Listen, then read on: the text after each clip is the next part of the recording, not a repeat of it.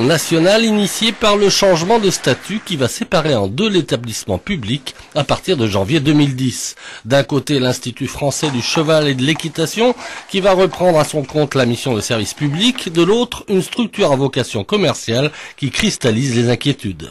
La deuxième partie, qui sera constituée sous forme d'un groupement d'intérêt public, ça c'est la forme juridique, groupement d'intérêt public, qui s'appellera France-ARA et qui regroupera ce qu'on appelle les missions concurrentielles.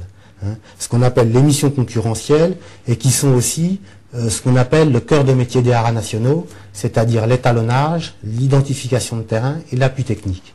Une restructuration qui devrait, selon les syndicats appelant au mouvement de grève, avoir de lourdes répercussions sur les salariés des haras nationaux.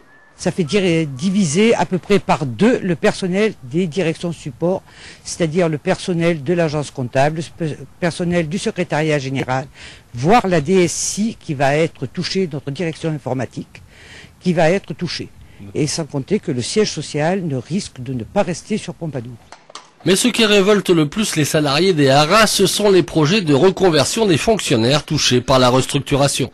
Une fois que cet établissement sera passé dans le privé, donc, qu'est-ce qu'on va faire de ces gens qui sont fonctionnaires? On va les reclasser où? Ce qui est envisagé, c'est dans les abattoirs. Alors, imaginez des gens qui font ça par amour d'un animal vivant et tout, reclassés dans les abattoirs. C'est impossible à imaginer. Si la privatisation des haras nationaux devait se confirmer, il y a fort à parier que le cheval business prenne le pas sur le cheval loisir.